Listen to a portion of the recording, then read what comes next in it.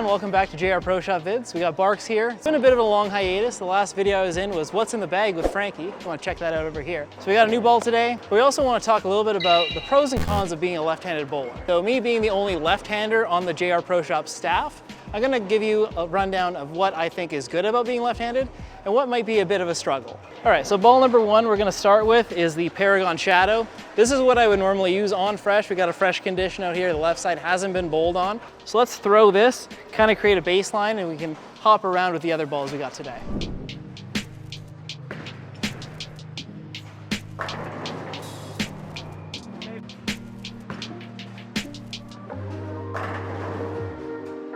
So first thing about lefties, you might hear a lot, the left's walled, the left's got it easy. That is sometimes true, but not necessarily. I will say when the pattern is really easy, when we have it right off the get-go, we have it for a long time. We're gonna throw some really big scores, we're gonna have a lot of success.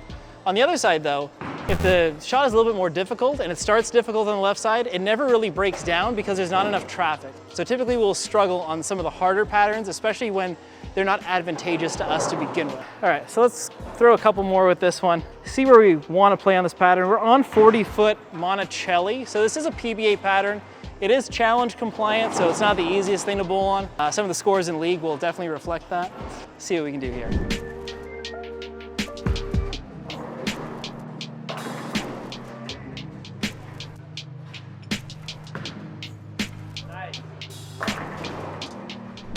So as you can tell, this Paragon Shadow is really strong. It really wants to read the mid lane. It doesn't shape a whole lot down lane, but really good when there's a lot of oil in the front part of the lane. You want to see the ball hook earlier and control the pocket more. We're going to make a ball change to a combat. I really struggled in league trying to move into the pattern and getting the ball to recover and shape down lane. I have a lot of solids in my bag. Really good for going up the boards, but not so good when you want to move into the pattern and get the 7 out. I was leaving a lot of flat 7s, a lot of shaker 10s, so I just needed a different look. This seems to have accomplished the trick there.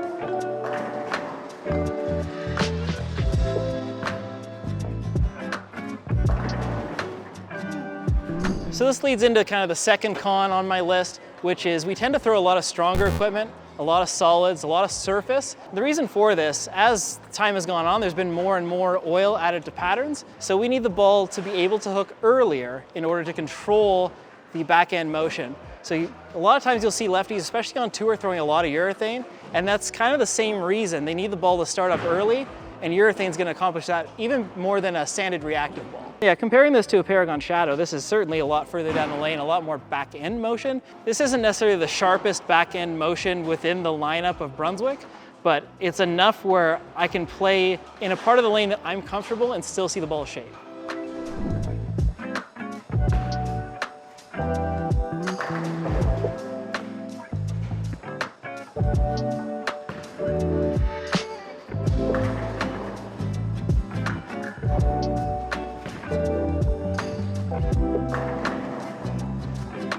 All right, we're gonna make a little ball change to the featured ball today, and that is going to be the track Criterion Inverse. You might think, well, we've had a couple Criterions in the past. What makes this one different? First one was a solid, second one was a hybrid. This one's a pearl.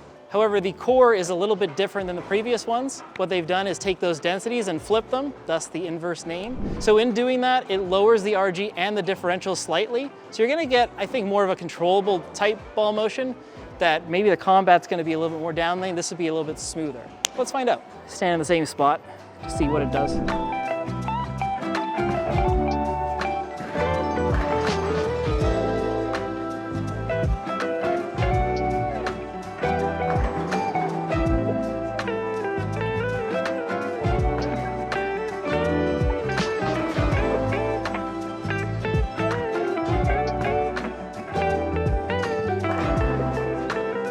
So a pro and a con about being left-handed, this has more to do with pattern length.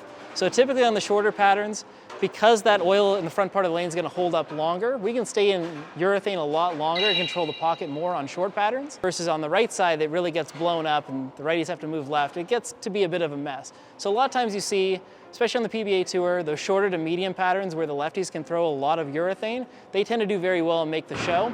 If you look on the other side of it, on the longer patterns, we tend to struggle a little bit getting the ball to get up the hill on those 45+ foot patterns. So something to take note of in this upcoming PBA season, see who's making the shows and what the pattern length is for that week, and maybe you'll see a trend on the right versus the left side on who makes those telecasts.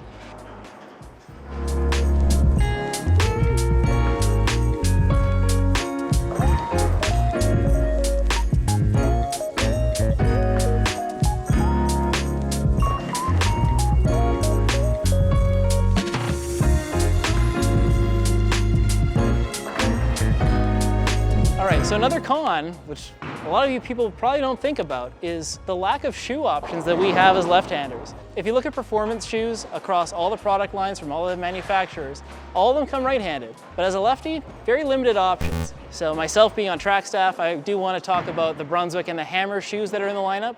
So for the righties for performance shoes, there's 13 options, and of those, only 5 come left-handed. So you're quite limited, you're quite hamstrung in some ways. It's good, it's what I expected it to be. This kind of looks like a pearl cipher. I really hope there's another cipher coming.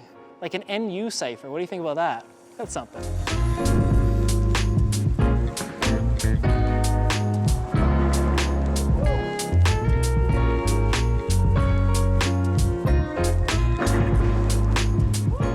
Now, I don't want everyone to think this is all negatives. There are some pros to being left-handed, especially in league. So for myself, I get to camp in a part of the lane that I really like. I don't have to make a lot of moves right to left throughout the night. Typically the adjustment is going to be a ball change to something that goes a little bit longer, but I can stay kind of in the same place. If you look on the right side of the lane, there's a lot of moves left, sometimes almost every shot. So quite a bit different how the two sides of the lanes transition. I get to stay where I'm comfortable and hopefully put up some good scores. I would say this fits kind of right between the two. So you got the Paragon Shadow that's really early, and then you have the Combat that's more down lane. This kind of blends it out a little bit better.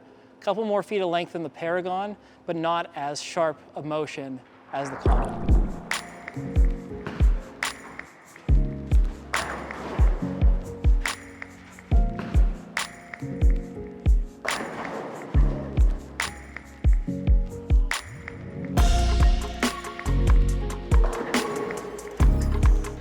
I would say overall, being a lefty is certainly a unique experience. The way that we see the lanes is very different than the right side. It's almost like we're playing on two different playing fields. As much as we share the lane, the two sides can play completely different. So something to keep in mind. Now, something that I've noticed throughout my life is a lot of the lefties are very good at doing things right-handed. I think it's because we live in a right-handed world and the world around us demands that. So for myself, I may bowl left-handed, but I golf right-handed. So there's always a bit of a trade-off there. We're usually pretty good at using both our hands, at least somewhat well. I can't say the same about the righties. I know that some of them are not very good left-handed. Jimu knows. If you want evidence, check out the video. But for now, we'll throw a few more shots and then we'll wrap it up.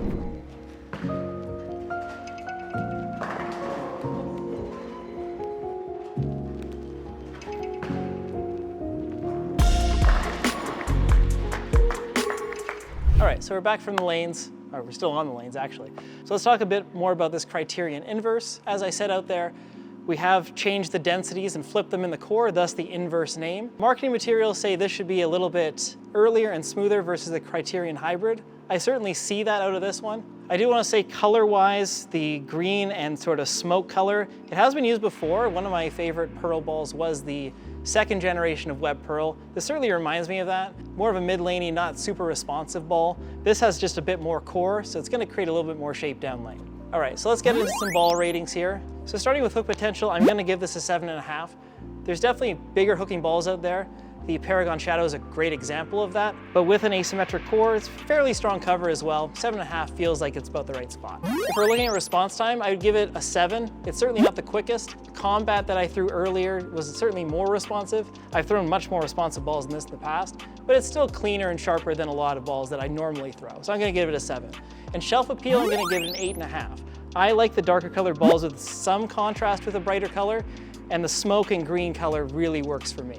So question time before we wrap things up. We have been talking a lot about lefties, the pros and cons, but I want to know, who is your favorite left-handed bowler of all time? And don't say me. So for myself, I would say there's two that really stand out. As far as ability and accomplishments, I would say Earl Anthony. I think he's probably the most versatile bowler that ever came across the PBA, creating a lot of ball motions with one ball. And then as far as personality and just overall ability, I would say Parker Bone III. I've been fortunate enough to meet Parker on a couple occasions, very personable, really fun to be around, so I have to give him a shout out for that. So if you're in the market for a new ball, a new bag, a new pair of shoes, head to shop.bufabowling.com, use our promo code JungoBarks and save 10% off your order. Or if you're looking for a new custom jersey, head to riftapparel.com and use the same promo code to save 10% off that order. Thanks for watching, everyone. We'll see you next time.